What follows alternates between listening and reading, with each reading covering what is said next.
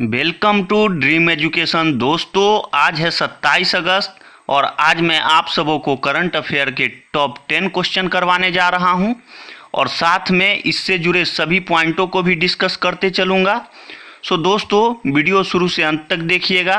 और हाँ दोस्तों, अगर अभी तक आपने हमारे चैनल को लाइक और सब्सक्राइब नहीं किया है तो प्लीज़ लाइक और सब्सक्राइब कर लें और बेल के आइकन को भी दबा दें ताकि नए से नए वीडियो का अपडेट सबसे पहले आपके पास तक पहुंचे। चलिए दोस्तों, टाइम को वेस्ट ना करते हुए चलते हैं आज के पहले प्रश्न की ओर। देखते हैं आज का पहला प्रश्न कौन सा है। केरल में पहली बार ड्रैगन फ्लाई फेस्टिवल मनाया जा रहा है, जिसे किस नाम से जाना जाएगा? तो दोस्तों, इसका सही उत्तर हो जाएगा ऑप्शन ए, थुबिम्ब महोत्सव के नाम से ड्रैगन फ्लाई फेस्टिवल को मनाया जा रहा है, जैसा कि आप सभी इस पिक्चर में देख सकते हैं। अब बात कर लेते हैं इससे जुड़े कुछ मोस्ट इम्पॉर्टेंट पॉइंट की। तो दोस्तों, इस महोत्सव को इंडिया केरला स्टेट ऑफिस ने सोसाइटी फॉर ओडोनेट स्टडीज और थुम्बी पूर्णम के सहयोग से किया जा रहा है। बात करते हैं अगले पॉइंट की। तो दोस्तों, इस त्यौहार का शुभंकर पेंटालू होगा, ठीक है। अब बात करते हैं इस त्यौहार से जुड़े कुछ मोस्ट इम्पॉर्टेंट पॉइंट की।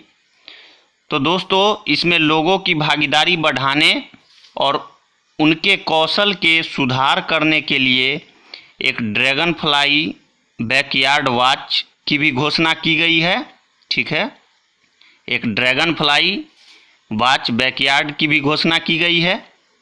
अब बात करते हैं दोस्तों केरल की राजधानी।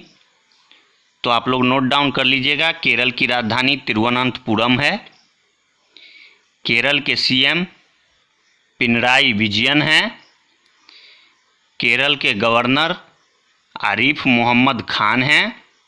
केरल में लोकसभा सीटों की संख्या 20 है और केरल में राज्यसभा सीटों की संख्या 9 है, ठीक है दोस्तों। उम्मीद करते हैं आपने सभी पॉइंटों को अच्छे से नोट डाउन किया होगा। चलिए चलते हैं आज के अगले प्रश्न की ओर। देखते हैं अगला प्रश्न कौन सा है। हाल ही में किस बैंक ने Shagun gift and insurance policy launch किया है? तो दोस्तों, इसका सही उत्तर हो जाएगा ऑप्शन बी, एसबीआई बैंक ने हाल फिलहाल में ही शगुन गिफ्ट एंड इंश्योरेंस पॉलिसी को लॉन्च किया है। अब बात कर लेते हैं इससे जुड़े कुछ मोस्ट इम्पॉर्टेंट पॉइंट की। तो दोस्तों, यह बीमा पर्सनल एक्सीडेंट पॉलिसी का एक अनूठा उपहार है, ठीक है। इसकी विशेषता यह है कि बीमा लेने वाले व्यक्ति किसी को भी बीमा अपना दे सकते हैं, ठीक है दोस्तों। जैसे कि परिवार वालों को, दोस्तों को, नौकर चाकर को, किसी को भी आप बीमा खरीद के इसमें दूसरे के नाम से ट्रांसफ़र कर सकते हैं, ठीक है दोस्तों। अब बात कर लेते हैं एसबीआई जनरल इंश्योरेंस का मुख्यालय कहाँ है? तो दोस्तों, इसका मुख्यालय मुंबई में है, ठीक है। अब बात करते हैं एसबीआई जनरल इंश्योरेंस के एमडी और सीईओ का। तो दोस्तों, इसके एमडी और सीईओ प्रकाश चंद्र कंडपाल हैं। एक बार फिर से सुन लीजिएगा, इसके एमडी और सीईओ प्रकाश चंद्र कंडपाल हैं। शॉर्ट में इनको बोला जाए तो पीसी कंडपाल बोला जाता है, ठीक है दोस्तों। और हाँ दोस्तों, अगर अभी तक आपने हमारे चैनल को लाइक और सब्सक्राइब नहीं किया है तो प्लीज़ चैनल को लाइक और सब्सक्राइब कर लें और साथ में बेल के आइकन को भी दबा दें ताकि नए से नए वीडियो का अपडेट सबसे पहले आपके पास तक पहुँचे, ठीक है दोस्तों। चलिए चलते हैं आज के अगले प्रश्न की ओर। देखते हैं आज का अगला प्रश्न कौन सा है। हाल ही में किस बैंक ने किसानों की साख का आकलन करने के लिए सैटेलाइट डेटा का उपयोग करने का फैसला किया है? तो दोस्तों, इसका सही उत्तर हो जाएगा ऑप्शन ए, आईसीआईसीआई बैंक ने हाल फिलहाल में ही सैटेलाइट डेटा का उपयोग करने का फैसला किया है। दोस्तों, इस फैसले से आईसीआईसीआई बैंक भारत का वह पहला बैंक होगा जो इस तकनीक का उपयोग करेगा। इस तकनीक के द्वारा बैंक फसल बर्बादी, सिंचाई इत्यादि का सटीक आकलन कर पाएगा, ठीक है दोस्तों, और उससे हुए नुकसान की भरपाई जल्दी से जल्दी करने में सक्षम होगा, ठीक है दोस्तों। अब बात करते हैं आईसीआईसीआई का मुख्यालय कहाँ है। तो इसका मुख्यालय मुंबई महाराष्ट्र में है। दोस्तों, हमने सभी बैंकों के मुख्यालय एवं उसके एमडी और सीईओ का वीडियो बना रखा है। आप हमारे डिस्क्रिप्शन बॉक्स में जाके उस वीडियो को देख सकते हैं। अब बात करते हैं आईसीआईसीआई बैंक के एमडी और सीईओ कौन हैं। तो दोस्तों, जैसा कि आप सभी जानते हैं, इसके एमडी और सीईओ संदीप बख्शी जी हैं। अब बात करते हैं आईसीआईसीआई बैंक का टैगलाइन क्या है। इस बैंक का टैगलाइन है, हमें है ना ख्याल आपका। ठीक है दोस्तों, उम्मीद करते हैं आपने सभी पॉइंटों को अच्छे से सुना होगा और नोट डाउन किया होगा। चलिए दोस्तों, चलते हैं आज के अगले प्रश्न की ओर। देखते हैं आज का अगला प्रश्न कौन सा है। हाल ही में पास्कल लिसोबा का निधन हो गया। यह किस देश के पूर्व राष्ट्रपति थे। तो दोस्तों, इसका सही उत्तर हो जाएगा ऑप्शन बी, कांगो गणराज्य के यह पूर्व राष्ट्रपति थे। ठीक है, जैसा कि आप सभी इनको पिक्चर में देख सकते हैं। दोस्तों, अब बात कर लेते हैं इनसे जुड़े कुछ मोस्ट इम्पोर्टेंट पॉइंट की।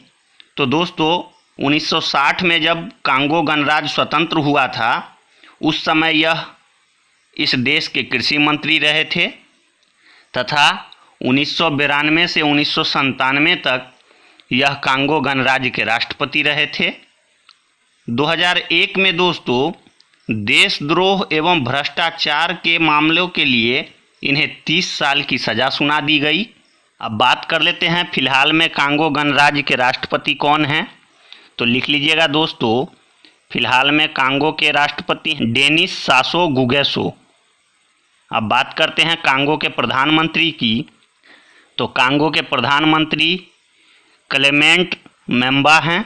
ठीक है, एक बार फिर से सुन लीजिए, कांगो के प्रधानमंत्री क्लेमेंट मेम्बा हैं।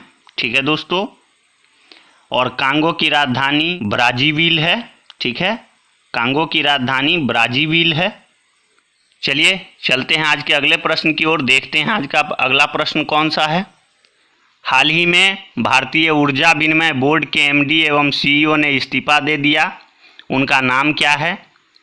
तो दोस्तों, इसका सही उत्तर हो जाएगा ऑप्शन बी, राजीव श्रीवास्तव जी भारतीय ऊर्जा विनिमय बोर्ड के एमडी एवं सीईओ थे, जो कि हाल फिलहाल में ही इस्तीफा दे दिया है इन्होंने।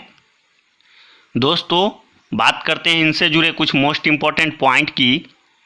तो 24 अगस्त 2020 से यह अपने पद हट चुके हैं। ठीक है दोस्तों, अब बात करते हैं कि इनका फिलहाल में पदभार कौन संभाल रहा है। तो दोस्तों, नोट डाउन कर लीजिएगा, फिलहाल के लिए आईईएक्स बोर्ड के वर्तमान और गैर कार्यकारी अध्यक्ष सत्यनारायण गोयल जी इस कंपनी का आंतरिक एमडी और सीईओ का अतिरिक्त प्रभार संभालेंगे। ठीक है दोस्तों, सत्यनारायण गोयल जी फिलहाल में इसके एमडी और सीईओ का अतिरिक्त प्रभार संभालेंगे। ठीक है दोस्तों, अब बात करते हैं भारतीय ऊर्जा विनिमय बोर्ड का मुख्यालय कहाँ है। तो इसका मुख्यालय नई दिल्ली में है दोस्तों, और इसकी स्थापना 27 जून 2008 को हुई थी। ठीक है दोस्तों, उम्मीद करते हैं आपने सभी पॉइंटों को अच्छे से सुना होगा और नोट डाउन किया होगा। चलिए दोस्तों, चलते हैं आज के अगले प्रश्न की ओर। देखते हैं आज का अगला प्रश्न कौन सा है। देश के किस रेलवे डिवीजन ने बैगेज सैनिटाइजेशन एवं रैपिंग मशीन लॉन्च किया है। तो दोस्तों, इसका सही उत्तर हो जाएगा ऑप्शन बी, अहमदाबाद डिवीज़न ने हाल फिलहाल में ही बैगेज सैनिटाइजेशन एवं रैपिंग मशीन को लॉन्च किया है। दोस्तों, यह मशीन भारतीय रेलवे में स्थापित की गई अपनी तरह की पहली मशीन होगी। ठीक है, इससे पहले ऐसा मशीन कहीं स्थापित नहीं किया गया है। इसमें दोस्तों, सामान को 360 डिग्री तक घुमा के, यानी चारों तरफ से अल्ट्रावायलेट विकिरणों से सैनिटाइजेशन किया जाता है। ठीक है, और इसकी विशेषता यह है दोस्तों कि इसके द्वारा अगर सैनिटाइजेशन किया जाता है तो टिफ़िन और पानी के डब्बों जो कि आपके बैग में होंगे उन पर कोई भी प्रभाव नहीं पड़ता है। ठीक है दोस्तों, उम्मीद करते हैं आपने सभी पॉइंट को अच्छे से सुना होगा। चलिए चलते हैं आज के अगले प्रश्न की ओर। देखते हैं अगला प्रश्न कौन सा है। भारत के किस व्यक्ति ने माइंड स्पोर्ट ओलंपियाड में मेंटल कैलकुलेशन वर्ल्ड कप में स्वर्ण पदक जीता है? तो दोस्तों इसका सही उत्तर हो जाएगा ऑप्शन ए, नीलकंठ भानुप्रकाश ने हाल फिलहाल में ही माइंड स्पोर्ट ओलंपियाड में मेंटल कैलकुलेशन वर्ल्ड में स्वर्ण पदक जीता है। दोस्तों बात कर लेते हैं इससे जुड़े कुछ मोस्ट इम्पोर्टेंट पॉइंट की, चूँकि यह इस साल का सबसे टॉप मोस्ट क्वेश्चन होने वाला है, इसलिए आप इसको अच्छे से सुनिएगा। भानुप्रकाश माइंड स्पोर्ट्स ओलंपियाड में यह स्वर्ण पदक जीतने वाले पहले भारतीय हैं। ठीक है दोस्तों, भानु प्रताप हैदराबाद के रहने वाले हैं। ठीक है, और दिल्ली विश्वविद्यालय के सेंट स्टीफन कॉलेज में गणित के छात्र हैं। ठीक है दोस्तों, अब बात करते हैं स्कोर की। तो दोस्तों भानु प्रकाश ने 167 स्कोर के साथ सबसे पहले पायदान पे स्वर्ण पदक जीता है। ठीक है, वहीं लेबनान के मोहम्मद एल मीर ने 102 अंक लाके रजत पदक जीता है, और यूएई की अस्मिता पाल ने 100 अंक लाके कांस्य पदक को जीता है। ठीक है दोस्तों, भानु प्रताप सबसे तेज ह्यूमन कैलकुलेटर होने के लिए 4 वर्ल्ड रिकॉर्ड और 50 लिम्का रिकॉर्ड अपने नाम कर चुके हैं। ठीक है दोस्तों, और एक बात और आपको बताते चलूँ दोस्तों कि भानु प्रताप को ह्यूमन कैलकुलेटर के नाम से भी जाना जाता है।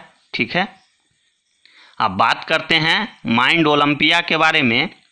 तो दोस्तों इस स्पोर्ट में 60 से अधिक खेल जैसे शतरंज, स्क्रैबल और 7 वंडर जैसे अंतर्राष्ट्रीय कार्यक्रम चलाए जाते हैं।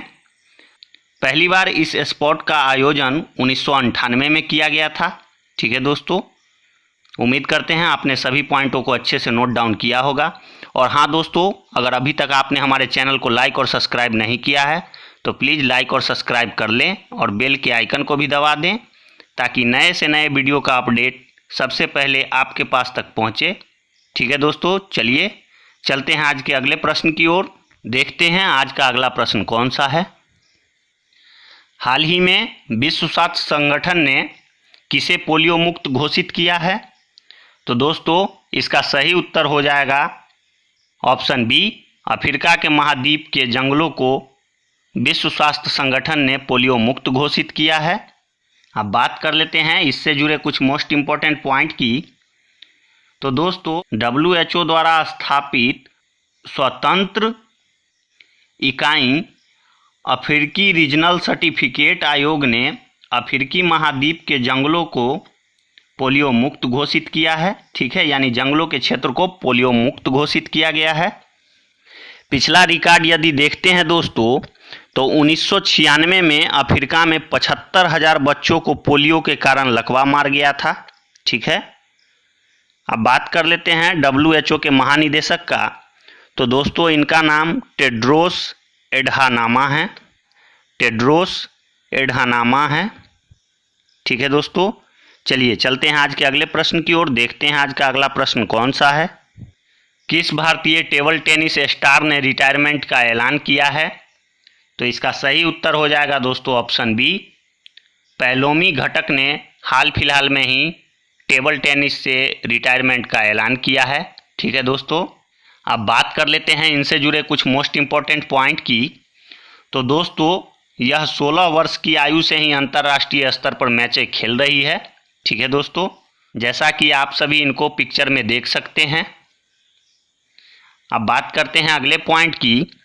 तो दोस्तों 2006 में इन्होंने SAF खेलों में महिला युगल में स्वर्ण पदक जीता था। ठीक है दोस्तों, और 2006 में ही राष्ट्रमंडल में इन्होंने कांस्य पदक जीता था। फिर 2007 में कॉमनवेल्थ चैंपियंस में इन्होंने कांस्य पदक जीता था। ठीक है दोस्तों, और 2010 में कॉमनवेल्थ गेम्स में इन्होंने रजत पदक जीता था। ठीक है दोस्तों, उम्मीद करते हैं आपने सभी पॉइंटों को अच्छे से सुना होगा। चलिए चलते हैं आज के अगले प्रश्न की ओर। देखते हैं आज का अगला प्रश्न कौन सा है। भारत का कौन सा राज्य मुद्रा योजना के तहत महिलाओं को ऋण देने में सबसे टॉप पर रहा है? तो दोस्तों इसका सही उत्तर हो जाएगा ऑप्शन सी, तमिलनाडु सबसे टॉप स्थान पे है। मुद्रा योजना में महिलाओं को ऋण देने में सबसे टॉप स्थान पे तमिलनाडु है। ठीक है दोस्तों, और इसके बाद की बात करें दोस्तों तो दूसरे और तीसरे नंबर पे पश्चिम बंगाल और कर्नाटक आते हैं। ठीक है, और चौथे नंबर पे अपना बिहार आता है। ठीक है दोस्तों, बात करते हैं अगले पॉइंट की। तो इस योजना के तहत अभी तक 15 करोड़ रुपए का ऋण वितरित किया जा चुका है। ठीक है दोस्तों, अब बात करते हैं अगले पॉइंट की। तो दोस्तों वर्ष 2015 में छोटे और सूक्ष्म उद्योगों को ऋण प्रदान करने के लिए प्रधानमंत्री मुद्रा योजना का शुरुआत किया गया था। ठीक है दोस्तों, इस योजना के तहत 10 लाख तक के रुपए का ऋण दिया जाता है। ठीक है दोस्तों, अब बात करते हैं तमिलनाडु के मुख्यमंत्री कौन हैं? तो दोस्तों लिख लीजिएगा, तमिलनाडु के मुख्यमंत्री पलानीस्वामी हैं। तमिलनाडु के गवर्नर बनवारी लाल पुरोहित हैं। तमिलनाडु में लोकसभा सीटों की संख्या 39 है। तमिलनाडु में राज्यसभा सीटों की संख्या 18 है। ठीक है दोस्तों, तो दोस्तों कैसा लगा आज का यह वीडियो कमेंट में ज़रूर बताइएगा। आज के लिए इतना ही। Thanks for watching.